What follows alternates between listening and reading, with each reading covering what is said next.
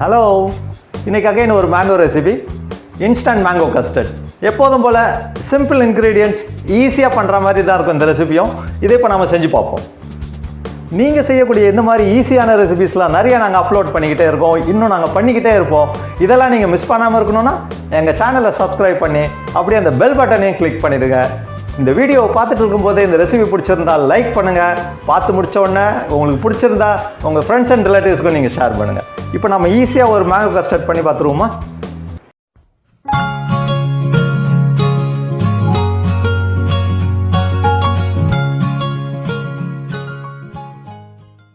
Mango, milk, cornflour 3 tablespoon, sugar 50 grams, desiccated coconut, badam, cashew nut, butter. இன்றைக்கி நம்ம ஒரு instant mango custard செஞ்சு பார்க்கலாம். இதுக்கு ஒரு பேனை வச்சு ஒரு சின்ன துண்டு பட்டரை போட்டு ஃபஸ்ட்டு நம்ம நல்லா மெல்ட் பண்ணிக்கலாம்.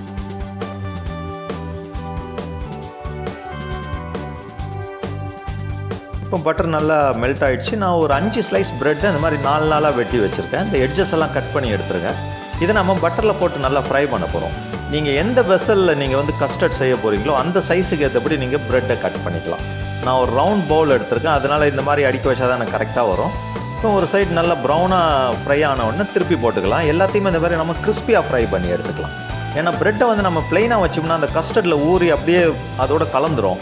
இந்த மாதிரி கொஞ்சம் கிறிஸ்பியாக நம்ம ஃப்ரை பண்ணி வச்சோம்னா அது ஊறினா கூட சாப்பிடும்போது கொஞ்சம் க்ரன்ச்சியாக இருக்கும், சாப்பிட்றதுக்கு நல்லாயிருக்கும். அதனால தான் எல்லாத்தையும் நம்ம ஃப்ரை பண்ணுறோம். எல்லாத்தையும் இப்போ நம்ம ஃப்ரை பண்ணி எடுத்துக்கலாம். இப்போ ஸ்டவ்வை கொளுத்தி அதில் ஒரு பாத்திரத்தில் வச்சு அதில் ஒரு 3/4 லிட்டர் பாலைனா இப்போ காய்ச்ச போகிறேன்.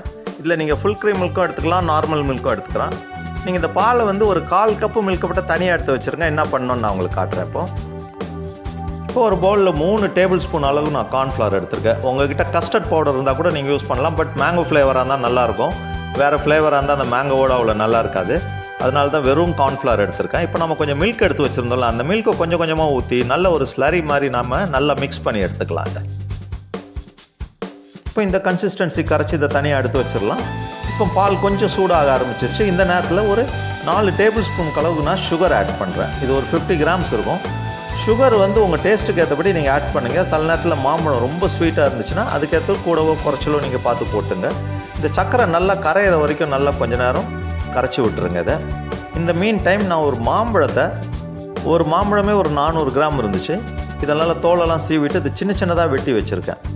இதை நம்ம ஒரு மிக்ஸி ஜாரில் போட்டு நல்ல ஃபைன் பல்ப்பாக நம்ம அரைச்சி எடுத்துடலாம். அதில் கொஞ்சம் கூட கட்டி இல்லாமல் நல்ல ஃபைன் பல்ப்பாக அரைச்சி எடுத்துருங்க.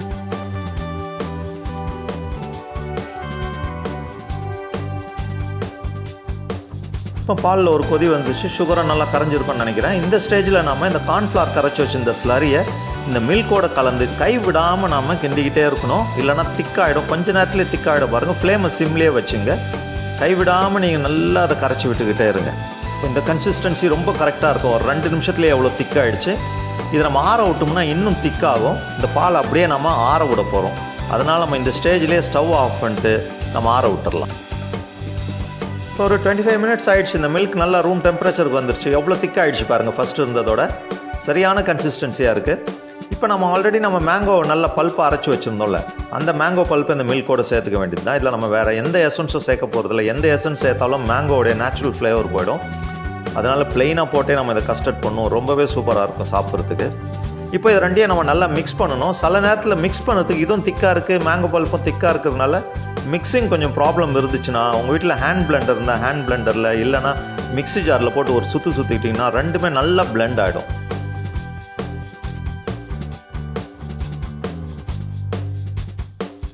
இப்போ இந்த மேங்கோ பல்ப்பும் அந்த கஸ்டர்ட் மிக்ஸும் நல்லா பிளெண்ட் ஆகிட்டு பாருங்கள். இந்த மாதிரி இருந்தால் போதும், இந்த திக்னஸ் இருந்தாலே போதும். இப்போ நாம் என்ன பண்ணலாம், இதை தனியாக எடுத்து வச்சுட்டு இந்த கஸ்டர்ட் மிக்சரை ஊற்றுறதுக்கு ஏதாவது ஒரு பவுல் எடுத்துக்கலாம். என்கிட்ட இந்த கிளாஸ் பவுல் இருக்குது. உங்கள்கிட்ட என்ன டைப்பில் இருக்கோ எதில் வேணாலும் நீங்கள் ஊற்றலாம். இதை ஆல்ரெடி நம்ம ஃப்ரை பண்ணி வச்சுருந்த இந்த ப்ரெட் பீசஸ் எடுத்து அந்த ஷேப்புக்கு ஏற்றபடி உள்ள அழகாக அடுக்கி வச்சிடலாம். நான் ஏற்கனவே சொன்ன மாதிரி இந்த ப்ரெட்டை பட்டரில் ஃப்ரை பண்ணியிருக்கோம்ல, சாப்பிடும்போது அவ்வளோ டேஸ்ட்டாக இருக்கும். ஊர்னா கூட அந்த ஒரு க்ரன்ச்சினஸ் இருக்கும் சாப்பிட்றதுக்கு, ரொம்பவே நல்லாயிருக்கும். இல்லை உங்களுக்கு ஃப்ரை பண்ண வேண்டாம் அப்படின்னா நீங்கள் பிளெயின் ப்ரெட்டே வச்சுங்க, அது அந்த மிக்சரோட ஊறி நல்லா அப்படியே திக்காக வரும். சில பேருக்கு அந்த டேஸ்ட் பிடிச்சா நீங்கள் அந்த மாதிரி பண்ணலாம். இப்போ சைடில் எங்கேயா கேப் இருந்துச்சுன்னா இந்த மாதிரி ப்ரெட் எடுத்து அந்த ஷேப்புக்கு ஏற்றபடி வெட்டிட்டு நீங்கள் அழகாக அடுக்கி வச்சுருங்க. ஏன்னா ஃபஸ்ட்டு லேயர் நம்ம ஃபுல்லாகவே அடுக்கி விட்டுடலாம் கேப் இல்லாமல். சப்போஸ் உங்களுக்கு ப்ரெட்டு பிடிக்கலன்னா நீங்கள் வந்து பிஸ்கட்ஸ் கூட யூஸ் பண்ணலாம். எனி ஸ்வீட் பிஸ்கட்ஸ் இல்லை டைஜஸ்டிவ் பிஸ்கட்டு, அது இன்னும் க்ரன்ச்சியாகவே இருக்கும். சில பேருக்கு அந்த பிஸ்கட் டேஸ்ட் பிடிச்சா. பட் கஸ்டர்ட்னால நான் ப்ரெட்டு யூஸ் பண்ணுறேன். நான் கஸ்டர்டும் ப்ரெட்டும் எப்போதுமே நல்லா மேட்ச் ஆகும். இப்போ நம்ம அந்த கஸ்டர்ட் மிக்சர் எடுத்து இந்த ப்ரெட்டு மேலே இன்னொரு லேயர் அழகாக நம்ம இந்த ப்ரெட்டை கவர் பண்ணுற மாதிரி கேப்ஸ் இல்லாமல் நல்லா ஊற்றணும். நாம்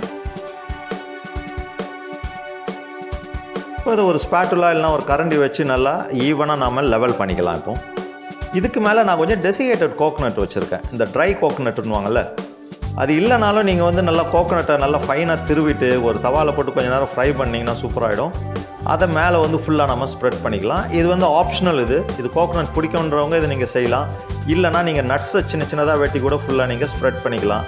இல்லைனா நீங்கள் மாம்பழத்தையே சின்ன சின்ன பீசஸாக வெட்டி அப்படியே ஃபுல்லாகவே நீங்கள் மேலே போட்டுடலாம். ரொம்பவே நல்லாயிருக்கும். இது போட்ட பிறகு மீதி இருக்க அந்த நம்ம ஃப்ரை பண்ணி வச்சுருந்தோம்ல அந்த ப்ரெட் பீசஸ், இதையும் ஒரு லேயராக நாம் ஃபுல்லாக அதை கவர் பண்ணுற மாதிரி அடிக்கலாம். இப்போ ஃபஸ்ட்டு லேயர் வச்சா மாதிரியே நம்ம எல்லாம் ப்ரெட் பீசஸும் ஃபுல்லாக அடிக்கலாம். அந்த மாதிரி கேப் இருந்துச்சுன்னா நம்ம ஃபஸ்ட்டு செஞ்சோம்ல, அதுக்கேற்றபடி அந்த ஷேப்புக்கு ஏற்றபடி நம்ம கட் பண்ணி அந்த கேப்பெல்லாம் நம்ம ஃபில் பண்ணிக்கலாம். ஃபில் பண்ணிவிட்டு இந்த கஸ்டர்ட் மிக்சரை இதுக்கு மேலே ஃபுல்லாக ஊற்றி நம்ம ஈவனாக நம்ம லெவல் பண்ண வேண்டியது தான். நடுவில் கேப்ஸ் இல்லாமல் ஊற்றுங்க. நடுவில் அந்த பவுலை கொஞ்சம் டேப் பண்ணிங்க. ஏன்னா சம்டைம்ஸ் அந்த ஏர் பபிள்ஸ் வரும்.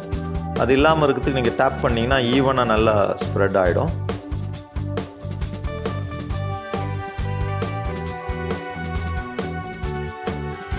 இது இதே மாதிரி ஸ்பாட்டில் வச்சு ஈவனாக நம்ம லெவல் பண்ணிக்கலாம். லெவல் பண்ணிவிட்டு கொஞ்சம் டெசிகேட்டட் கோகோனட் போட போகிறேன். நீங்கள் நட்ஸ் போட்டுக்கலாம், செர்ரி இல்லை ஏதாவது ட்ரை ஃப்ரூட்ஸு, உங்கள் டேஸ்ட்டுக்கு ஏற்றபடி நீங்கள் எதை வேணாலும் வச்சு நீங்கள் கார்னிஷ் பண்ணிக்கலாம். ஸோ இதுக்கு பிறகு நான் கொஞ்சம் நட்ஸ் யூஸ் பண்ண போகிறேன். பாதாம் நீட்டாக வெட்டி வச்சுருக்கேன். நான் பாதாமும் கேஷ்நட்டும் யூஸ் பண்ணுறேன். நீங்கள் பிஸ்தா வேணால் பிஸ்தா போட்டுக்கலாம். இது நம்மளுடைய சாய்ஸ் தான். இது ஸோ உங்களுடைய க்ரியேட்டிவிட்டி தான். எப்படி நீங்கள் வந்து நீங்கள் கார்னிஷ் பண்ணுறீங்களோ பார்க்குறதுக்கு அழகாக இருக்கணும், அவ்வளோதான். சுற்றி இந்த மாதிரி நட்ஸ் போட்டு கொஞ்சம் மேங்கோவை கட் பண்ணி வச்சுருக்கேன். அதை நடுவில் கொஞ்சம் போட்டு நான் கார்னிஷ் பண்ணுறேன். இதை வந்து நம்ம சர்வ் பண்ணதுக்கு முன்னாடி ஃப்ரிட்ஜில் வந்து ஒரு மினிமம் 4 hours வச்சு எடுக்கணும். அப்போ தான் நல்லா செட் ஆகும். சாப்பிட்றதுக்கு நல்ல சில்லுன்னு இருக்கணும். ரொம்பவே டேஸ்டியாக இருக்கும். இது எவ்வளோ சிம்பிளாக செஞ்சிடலாம் இந்த கஸ்டர்டு. இப்போ இதை நம்ம ஃப்ரிட்ஜில் வச்சிடலாம்.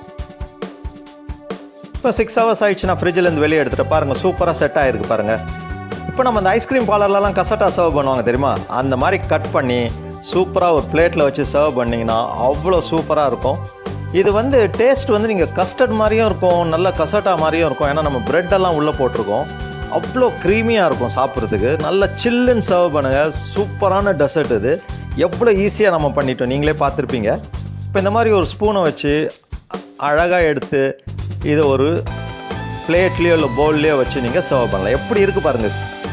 மேலே போட்டிருக்க நட்ஸு ரொம்ப க்ரன்ச்சியாக இருக்கும். நடுவில் இந்த மேங்கோ பீசஸை வெட்டி போட்டோம்ல, அதெல்லாம் சேர்த்து சாப்பிடும்போது அட்டகாசமாக இருக்கும். எவ்வளோ சிம்பிளாக ஒரு இன்ஸ்டன்ட் மேங்கோ கஸ்டர்டை செஞ்சு முடிச்சிட்டோம் பார்த்தீங்களா. இதுக்காக நீங்கள் வெளியே போய் எதுவும் வாங்க வேண்டியதில்லை. வீட்டில் இருக்க பொருளை வச்சு ரொம்ப ஈஸியாக பண்ணிடலாம். யாராவது கெஸ்ட்டு வராங்கன்னு தெரிஞ்சால், இல்லை யாராவது குழந்தைங்க வீட்டில் கேட்குறாங்க ஏதாவது வேணும்ன்ட்டு, மார்னிங் செஞ்சால் மதியானம் சாப்பிட்றலாம், ஈவினிங் செஞ்சால் நைட்டு உடனே சாப்பிட்றலாம். அவ்வளோ சூப்பராக இருக்கும். ஒரு தடவை செஞ்சு பார்த்துட்டு உங்களுடைய கமெண்ட்ஸை கொடுங்க. இந்த மாதிரி இன்ட்ரெஸ்டிங்கான ரெசிபிஸ் இன்னும் நாங்கள் கொடுத்துக்கிட்டே இருப்போம். இதெல்லாம் மிஸ் பண்ணாமல் இருக்கிறதுக்கு எங்கள் சேனலை சப்ஸ்கிரைப் பண்ணி பக்கத்தில் இருக்கிற பெல் ஐக்கனையும் கிளிக் பண்ணுங்கள். இந்த ரெசிபி பிடிச்சிருந்தால் மறக்காமல் லைக் பண்ணுங்கள், உங்கள் ஃப்ரெண்ட்ஸோடையும் ஷேர் பண்ணுங்கள். இன்னொரு சூப்பர் ரெசிபியோடு உங்களை மீட் பண்ணுறேன். Until then, good day.